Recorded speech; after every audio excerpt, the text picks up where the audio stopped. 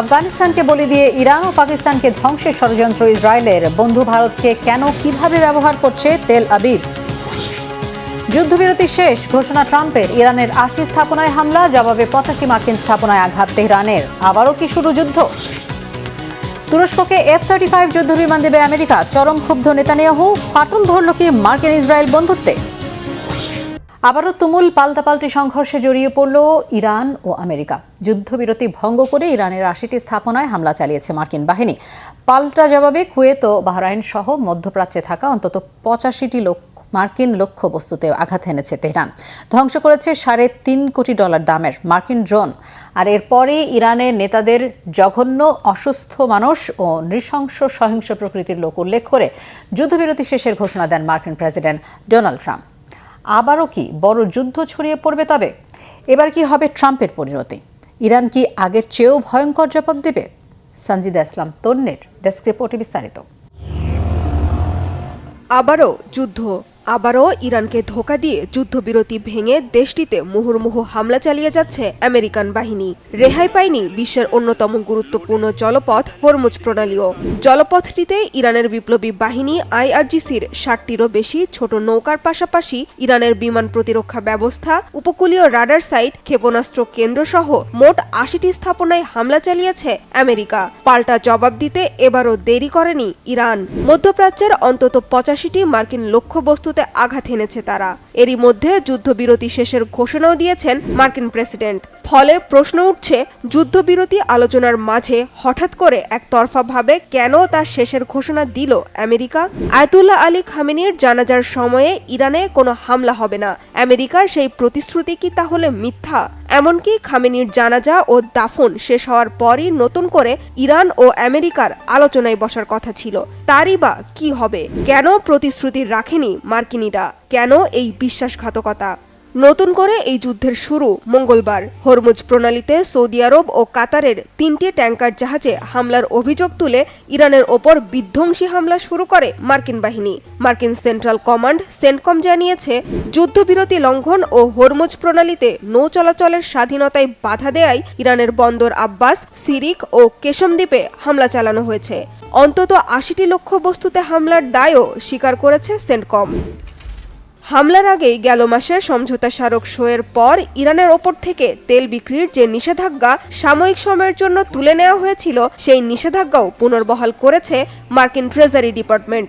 শুধু তাই নয়, হরমুজ প্রণালীতে হামলা চালানোই ইরানকে অসুস্থ জাতি আখ্যা দিয়ে চলমান যুদ্ধবিরতি শেষ করার ঘোষণাও দিয়েছেন মার্কিন প্রেসিডেন্ট ডোনাল্ড ট্রাম্প। ওরা অসুস্থ, ওরা জঘন্য হিংস্র জাতি, ওদের নেতৃত্ব দেয় অসুস্থ লোকেরা। আমরা আলী খমেনির শেষকৃত্যের কাজ শেষ করার সুযোগ দিয়েছিলাম, তার বদলে ওরা হরমুজ প্রণালীতে রকেট ছুটতে শুরু করে।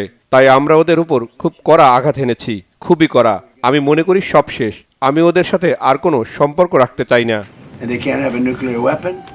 হরমুজ প্রণালীতে হামলার বিষয়ে কোনো প্রতিক্রিয়া না জানালেও মার্কিন হামলার জবাব সাথে সাথেই দিয়েছে খামেনির দেশ। মধ্যপ্রাচ্যের অন্তত ৮৫টি মার্কিন লক্ষ্যবস্তুতে হামলা চালিয়েছে ইরানের বিপ্লবী বাহিনী IRGC। কুয়েতের আলী আল সালেম বিমান ঘাঁটি ও বাহরাইনে থাকা মার্কিন ৫ম নৌবহরের সদর দপ্তরে বিধ্বংস চালিয়েছে ইরানি বাহিনী। সেই সাথে যুক্তরাষ্ট্রের কোটি টাকার দামি MQ-9 ড্রোনও ভূপাতিতের দাবি করেছে IRGC।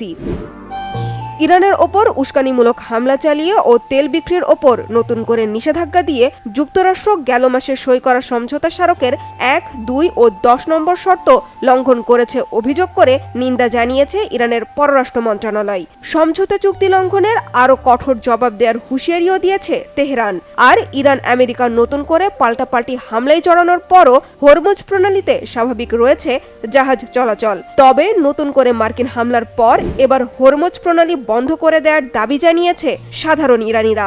এদিকে ইরান ও আমেরিকার মাঝে নতুন করে সংঘাত শুরু হওয়ায় বিশ্ববাজারে আবারও বেড়েছে তেলের দাম। সঞ্জিদা ইসলাম তন্নি, বাংলা ভিশন নিউজ ডেস্ক। আসসালামু আলাইকুম, দেখছিলেন Bangla vision world news headline. আমেরিকাকে বাদ দিয়ে এবারে আফগানিস্তান ও ভারতকে ব্যবহার করে ইরান, পাকিস্তান ও চীনকে ধ্বংস করার ষড়যন্ত্রে নেমেছে ইসরায়েল। আর তাই তো দিল্লি আর তেল আবিব হাজার মাইল দূরে হলেও ভারতকে বন্ধু বলছে ইসরায়েল। বিশ্লেষকরা বলছেন, আফগানিস্তানের সাথে সীমান্ত রয়েছে, ইরান, পাকিস্তান ও চীন এই তিন দেশেরই। তাই আফগান অস্থির হলে তার প্রভাব পড়বে তিন দেশেই। ভারতের সাথে আফগানিস্তানের সম্পর্ক ভালো থাকায় শত্রু দমনে তাই দিল্লিকে বন্ধু মনে করছে ইসরায়েল।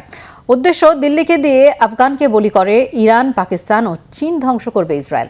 আফগান মাটিতে কৃত্রিম অস্থিরতা তৈরি করে তেহরান ও ইসলামাবাদকে কোণঠাসা করার এই গুঞ্জন কি শুধুই ষড়যন্ত্র তত্ত্ব, নাকি এর পেছনে লুকিয়ে আছে কোনো সুদূর প্রসারী নীল নকশা? হাফিজুল ইসলামের ডেস্ক রিপোর্টে বিস্তারিত। ভারত ও আফগানিস্তানের কাঁধে বন্দুক রেখে এক ঢিলে দুই পাখি মারার এক ভয়ঙ্কর খেলায় মেতেছে ইসরায়েল। সাধারণ দৃষ্টিতে এটিকে মিত্রতা মনে হলেও এর মূল লক্ষ্য ভারতের চিরশত্রু পরমাণু শক্তিধর মুসলিম দেশ পাকিস্তান এবং ইসরায়েলের নিজের প্রধান শত্রু আরেক মুসলিম দেশ ইরানকে একযোগে শায়েস্তা করা। দূরত্বের হিসাবে নয়াদিল্লি আর তেল আবিব একে অপরের থেকে হাজার মাইল দূরে অবস্থিত, কিন্তু ক্ষমতার গোপন হিসাব নিকাশ ও স্বার্থের কারণে দূরত্বের সীমানা মুছে গিয়ে ভারত এখন হয়ে উঠেছে ইসরায়েলের সবচেয়ে বড় কৌশলগত বন্ধু। দিল্লিকে ব্যবহার করে তেহরান ও ইসলামাবাদকে কোণঠাসা করতে পারবে তেল আবিব। নেতানিয়াহু সরকারের সুদূর প্রসারী পরিকল্পনার কেন্দ্রবিন্দুতে রয়েছে আফগানিস্তান। ভারতের সাথে আফগানিস্তানের ঐতিহাসিক সুসম্পর্ককে হাতিয়ার বানাতে চায় ইসরায়েল। তাদের মূল উদ্দেশ্য আফগানিস্তানের মাটিতে অস্থিরতার আগুন জ্বালিয়ে রাখা। দেশটির অভ্যন্তরীণ পরিস্থিতি সবসময় অশান্ত রাখতে পারলে সবচেয়ে বড় ধাক্কা খাবে ইরান। ইরানের সাথে আফগানিস্তানের রয়েছে দীর্ঘ সীমান্ত, ফলে আফগান ভূখণ্ডে বড় ধরনের বিশৃঙ্খলা ইরানকে ঠেলে দেবে গভীর নিরাপত্তা সংকটের মুখে। আর এই সুযোগটি নিতে চায় ইসরায়েল। অবশ্য এসব ধারণাকে অনেকেই ষড়যন্ত্র তত্ত্ব হিসেবে উড়িয়ে দেন, কিন্তু সংশ্লিষ্ট নানা গুঞ্জন ও তথ্যাদি তৈরি করে ভিন্ন ভাবনার অবকাশ। ইসরায়েল ও তার উগ্রপন্থী প্রশাসনের নেয়া কৌশলের সবচেয়ে বড় লক্ষ্য হল ভারতের চিরশত্রু পাকিস্তান। পারমাণবিক শক্তির অধিকারী পাকিস্তানকে বিশ্বমঞ্চে এক বড় হুমকি মনে করে ইসরায়েল। তাই ভারতের সাথে হাত মিলিয়ে তারা পাকিস্তানের উপর সার্বক্ষণিক একটি মনস্তাত্ত্বিক চাপ বজায় রাখার চেষ্টা করছে। এই অঞ্চলে এমন অস্থিরতার ফাঁদে পড়বে আরেক পরাশক্তি চীন। আফগানিস্তানের সাথে সীমান্ত থাকায় চীন ও পাকিস্তানকে সবসময় থাকতে হবে চাপের মধ্যে, আর এই পরিস্থিতি ইসরায়েলকে দেবে বড় ধরনের সুবিধা। ভারতের সঙ্গে ঘনিষ্ঠতা বৃদ্ধির মাধ্যমে ইসরায়েল আরও একটি বড় লক্ষ্য অর্জন করতে মরিয়া চেষ্টা চালিয়ে যাচ্ছে। সেটি হল পাকিস্তান, সৌদি আরব এবং তুরস্কের মধ্যকার সম্ভাব্য শক্তিশালী মুসলিম জোটকে ভেতর থেকে দুর্বল করে দেওয়া। আফগান মাটিতে নিজেদের প্রভাব খাটিয়ে তেল আবিব নিশ্চিত করতে চায় এই অঞ্চলের কোনো জোট শক্তি যেন কোনো অবস্থাতেই ফিলিস্তিন কিংবা ইরানের পক্ষে আওয়াজ তুলতে না পারে। ইসরায়েল আসলে চায় দক্ষিণ এশিয়ায় তার প্রতিদ্বন্দ্বী রাষ্ট্রগুলো যেন নিজেদের সমস্যা নিয়েই সবসময় ব্যস্ত থাকে। হাফিজুল ইসলাম, বাংলা ভিশন।